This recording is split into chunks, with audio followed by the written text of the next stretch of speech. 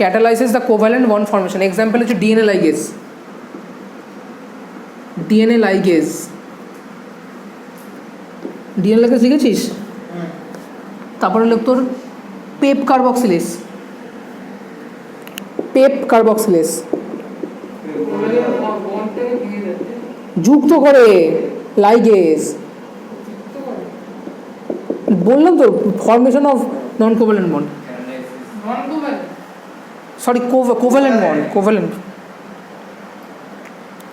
ক্যাটালাইসিস the formation of covalent bond.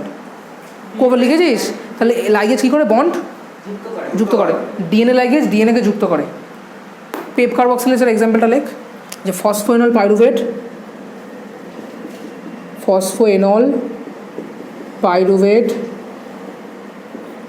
এর মধ্যে লাগে পেপ কার্বক্সিলেস,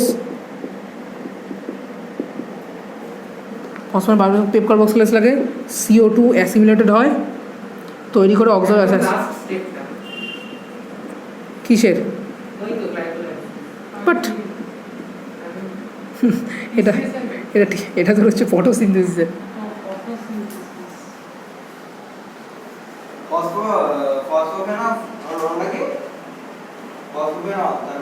ফসফোএনল পাইরুভেট।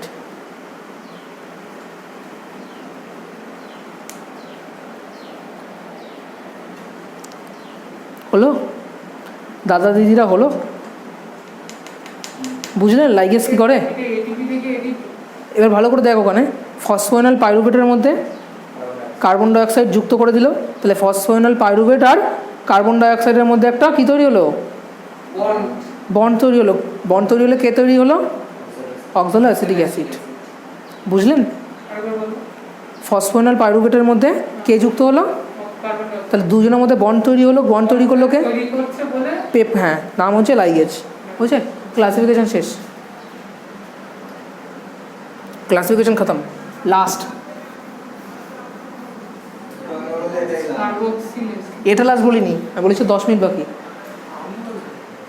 দাঁড়া লেখ। আরে তোদেরই ভালোর জন্য করছি, আমি তোদের এনজাইম স্কিপ করে দিতাম টুক করে।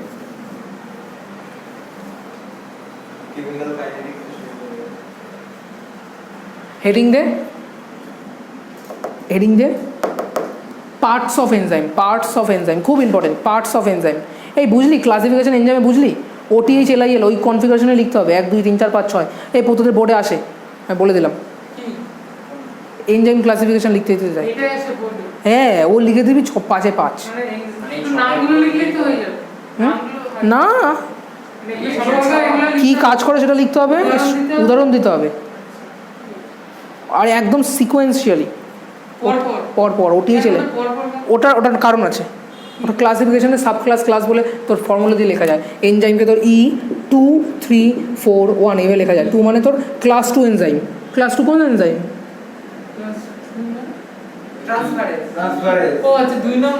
তুই যদি 2 এর জায়গায়, তুই যদি মনে কর ট্রান্সফারেন্স 2 নম্বরে, তো তুই ট্রান্সফারেন্সের জায়গায় তুই মনে কর অন্য কিছু লিখে দিলে হবে না? লাস্ট লিখেছিস পার্টস অফ এনজাইম, দেখ মাঝখানে লিখবে এইভাবে, apo enzyme plus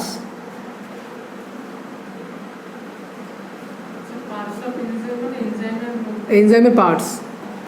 apo enzyme plus, সেটা নয়, আলাদা জিনিস। অ্যাপো এনজাইম প্লাস কোফ্যাক্টর মিলে তৈরি করে হলো এনজাইম। হলো মানে হোল এনজাইম। এনজাইমের মধ্যে কি থাকে? এনজাইমের মধ্যে এনজাইম কী দিয়ে তৈরি? প্রোটিন। নন প্রোটিন এনজাইম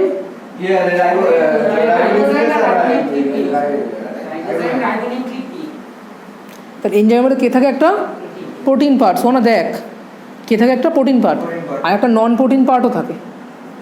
একটা প্রোটিন পার্টও থাকে আর একটা নন প্রোটিন পার্টও থাকে।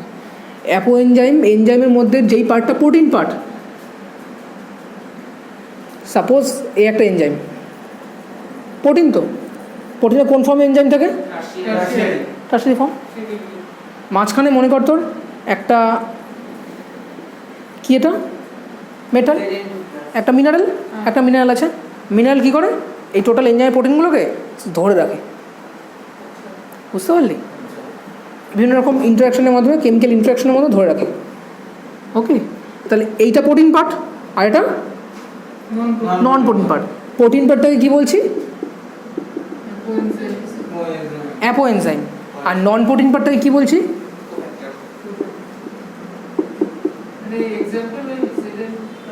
এক্সাম্পল পরে অনেক করাবো, আগে তুই একটু দেখ। আর পাশে ছোটো করে লিখে। আর টোটাল অ্যাপো এনজাইম প্লাস কোফ্যাক্টরকে মিলে কী বলি? হলো মানে হোল এনজাইম। এনজাইম কখনো শুধু নন প্রোটিন পার্ট যদি না থাকে তাহলে এনজাইম কখনো কাজ করতে পারবে না, পারবেই না এনজাইম কাজ করতে। এনজাইম এবার দেখ, এটা এটুকুনি করেছিস, তাহলে অ্যাপো এনজাইম প্লাস কোফ্যাক্টর মিলে কী তৈরি করে? হলো এনজাইম। কোফ্যাক্টর দু রকমের হয়, কোফ্যাক্টর তিন রকমের কোফ্যাক্টর তিন রকমের হয়।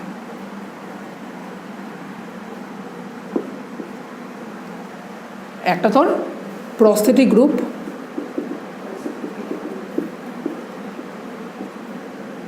একটা কোএনজাইম, আর একটা তোর মেটাল আয়ন্স।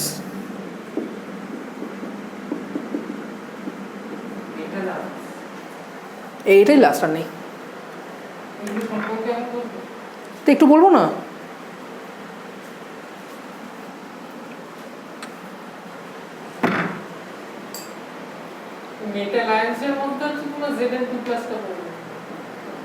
বুঝলি? তাহলে নন প্রোটিন পার্টের কতগুলো ভাগ? কি কি?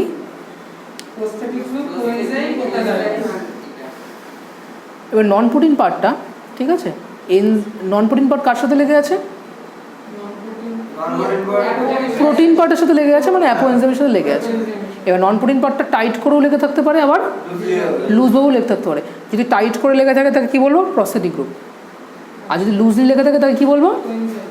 কোএনজাইম। এটা টাইটলি বাউন্ড, তার মানে নন প্রোটিন পার্টটা টাইটলি বাউন্ড আর এটা লুজলি বাউন্ড।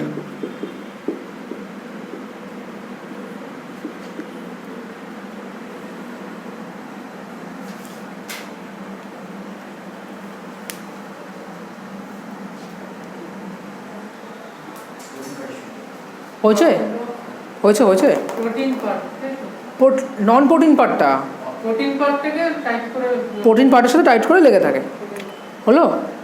এক্সাম্পল লেখ, হিম। হিম মানে হিমোগ্লোবিনের যে হিম, সেই হিম তোর পারক্সিডেজ এবং ক্যাটালেজ এনজাইমের প্রস্থেটিক গ্রুপ রূপে কাজ করে। Heme act as a prosthetic group. পরে বোঝাবো। হিমোগ্লোবিনের সাথে এখানে রিং তৈরি হয়, একরকম রিং তৈরি হয়, তোর মেটালোপ্রোটিন রিং তৈরি হয় এরকম।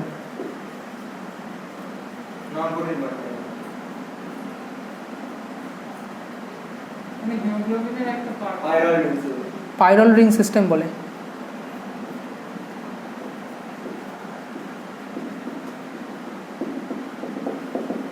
এই টোটালটা হচ্ছে হিম, এখানে যুক্ত থাকে।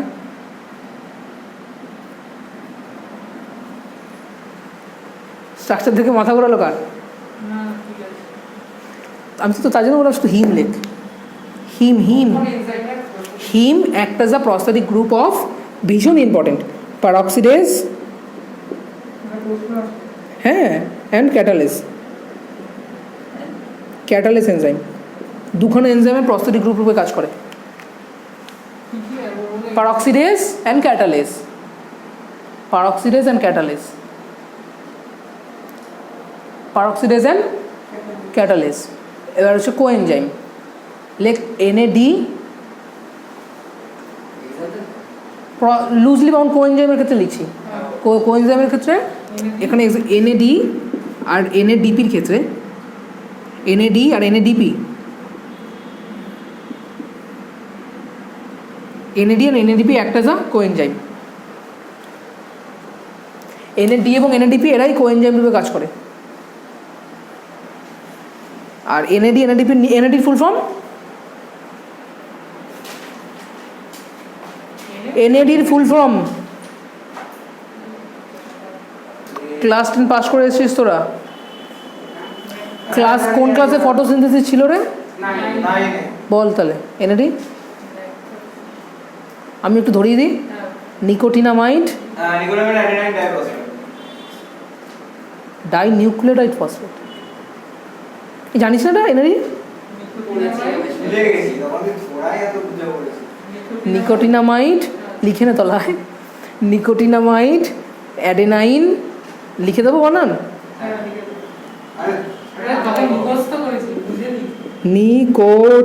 Nicotinamide adenine dinucleotide phosphate.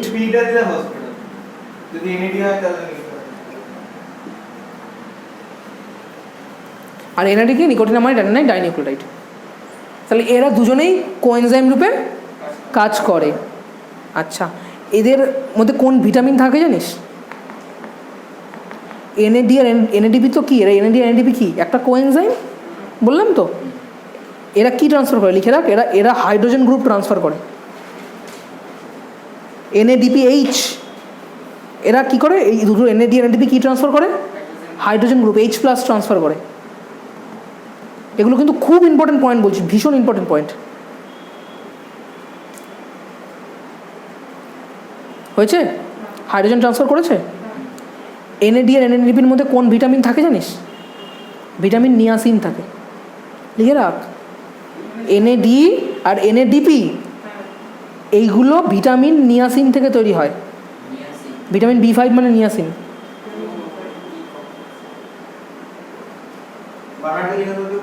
Niacin NIACIN। এটা তৈরি হয় নাকি এর মধ্যে থাকে? এর মধ্যে থাকে কি? আরে নিয়াসিন থেকে এই দুটো তৈরি হয়, তাহলে একই তো ব্যাপার, তৈরি হওয়ার মধ্যে এর মধ্যেই থাকে।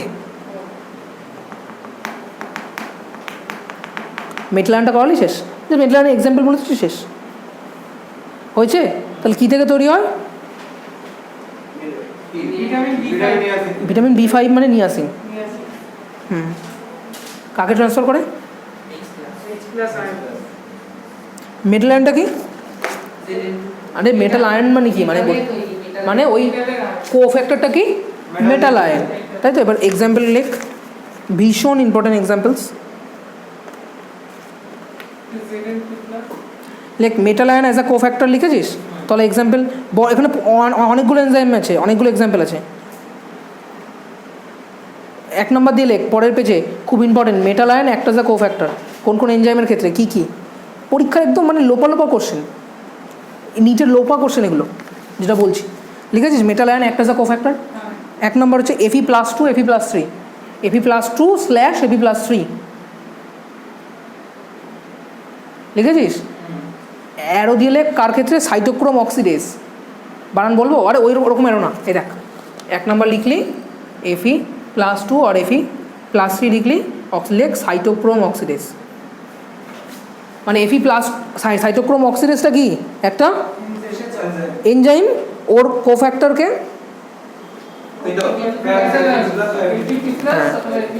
2 নম্বর Zn+2, Zn+2 ক্ষেত্রে লেখ অ্যালকোহল ডিহাইড্রোজিনেজ। মানে Zn+2 কার কোফ্যাক্টর? Alcohol dehydrogenase.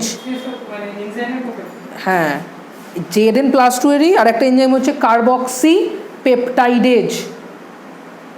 বুঝলি না? Zn2+, একটা তো বললাম Zn2+ এর, একটা কে বললাম? Alcohol dehydrogenase. Zn2+ এর আরেকটা হচ্ছে কার্বক্সি পেপটাইডেজ। কার্বক্সি পেপটাইডেজ বানান লিখতে পারছিস? Carboxy peptidase লিখেছিস? Zn2+ এর আরেকটা আছে কার্বনিক অ্যানাইড্রেজ, আরও অনেক আছে, তোদের লেভেলে 3টেই বললাম। কার্বনিক অ্যানাইড্রেজ দেবে না, যেটুকুনি দেবেন সেটুকুনি লিখেছি তোদের। অ্যানাইড্রেজ তার মানে কার্বনিক অ্যানাইড্রেজের কোফ্যাক্টর কে তাহলে? Cl- লেখ। এবার Cl-, 3 number Cl-, salivary amylase, salivary SALI VARY, salivary. Salivary মানে স্যালাইভা মানে থুতু থুতু লালা। স্যালিভারি অ্যামাইলেজ, অ্যামাইলেজ AMYLAAC হয়েছে। স্যালিভারি অ্যামাইলেজ হয়েছে। 4 নাম্বার হচ্ছে মলিবডেনাম, MO, M বড় হাতের M ছোট হাতের O, MO লিখেছিস? মলিবডেনাম কার? মলিবডেনাম মেটাল তো না, তো মলিবডেনাম বিভিন্ন মলিবডেনামের +4+3 অনেক স্টেটে থাকতে পারে, তাই আমি লেখাইনি মলিবডেনাম। মলিবডেনাম তোর লেখ nitrate reductase, nitrate reductase. Night বানান লিখতে পেরেছিস? Nitrate reductase. 5 নাম্বার হচ্ছে ক্যালসিয়াম +2, এটাই লাস্ট, ক্যালসিয়াম +2 সবকটা ভীষণ ইম্পর্টেন্ট। ক্যালসিয়াম +2 লিখেছিস? ক্যালসিয়াম +2 হচ্ছে তোর সাকসিনেট ডিহাইড্রোজিনেজ, নাম বানান লিখে দেবো? হ্যাঁ, ডিহাইড্রোজিনেজ বানান লিখতে পেরেছিস? হয়েছে, ব্যাস খতম, এনজাইম শেষ। এনজাইম আর সেলস